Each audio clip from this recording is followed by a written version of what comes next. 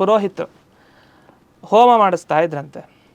ಹೋಮ ಮಾಡಿಸ್ಬೇಕಾದ್ರೆ ಒಬ್ಬರು ದಂಪತಿಗಳು ಬಂದು ಕೇಳ್ತಾರೆ, ನಮಗೆ ಪ್ರಾಯಶ್ಚಿತ್ತ ಮಾಡ್ಕೊಳ್ಬೇಕಾಗಿದೆ, ಇದಾರೊಂದು ಉಪಾಯ ಹೇಳಿ ಅಂತ.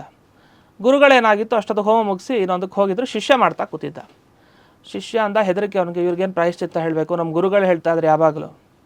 ಅವನಂತೆ ಹೇಳ್ತೀನಿ ಆಯಿತು, ನಮ್ಮ ಗುರುಗಳು ಹೋಗಿದ್ದಾರೆ, ಆದರೆ ನಿಮ್ಮ ಕಾಲ ಹೇಳಿಬಿಡ್ತೀನಿ, 3 ಸಲ ರಾಮ ದಿವಸ ಹೇಳ್ಕೊಳ್ಳಿ ಸಾಕು, ಒಳ್ಳೇದಾಗತ್ತೆ ಅಂತ. ಗುರುಗಳು ವಾಪಸ್ ಓಡಿ ಬರ್ತಾರೆ. ಬಂದು ಏನೋ ಹೇಳ್ದು ಮಾರೆ ಅವ್ರಿಗೆ ಪ್ರಾಯಶ್ಚಿತ್ತ, ಆಮೇಲೆ ನಾವು ಪ್ರಾಯಶ್ಚಿತ್ತ ಮಾಡ್ಕೊಬೇಕಾಗತ್ತೆ, ಹಾಗೆಲ್ಲ ಹೇಳಲಿಕ್ಕೆ ಹೋಗಬಾರ್ದು ಅಂತ. ಸರಿ ಏನು ಹೇಳ್ದು? 3 ಸಲ ಅಂದೆ ಗುರುಗಳೇ ರಾಮನಾಮ ಹೇಳ್ಕೊಳ್ಬೇಕು. ಅವ್ರಂತಾರೆ, ತಪ್ಪು ಮಾಡಿದ್ವಿ ಕಣೋ. ಏನು ತಪ್ಪಾಯ್ತು ಗುರುಗಳೇ, ಹೇಳಿದ ರಾಮನಾಮ ತಾನೇ, ಇನ್ನೇನು ಹೊಳಿಲಿಲ್ಲ ಅಂತ. 3 ಸಲ ಯಾಕೋ, 1 ಸಲ ಶ್ರದ್ಧೆಯಿಂದ ರಾಮನಾಮ ಹೇಳಿದರೆ ಸಾಕಲ್ವೇನೋ ಅಂತ. ಒಂದು ಸಲ ಥಟ್ ಅಂತ ಅವನಿಗೆ ಎಚ್ಚರ ಆಯಿತು. ಅಂದರೆ ರಾಮ ಅಂತ ನಾವು ಶ್ರದ್ಧಾಭಕ್ತಿಯಿಂದ ನೆನಪಿಸ್ಕೊಂಡು 1 ಸಲ ಹೇಳಿದ್ರು ಆ ರಾಮ ನಮ್ಮ ಕಣ್ಮುಂದೆ ಬಂದ್ಬಿಡ್ತಾನೆ.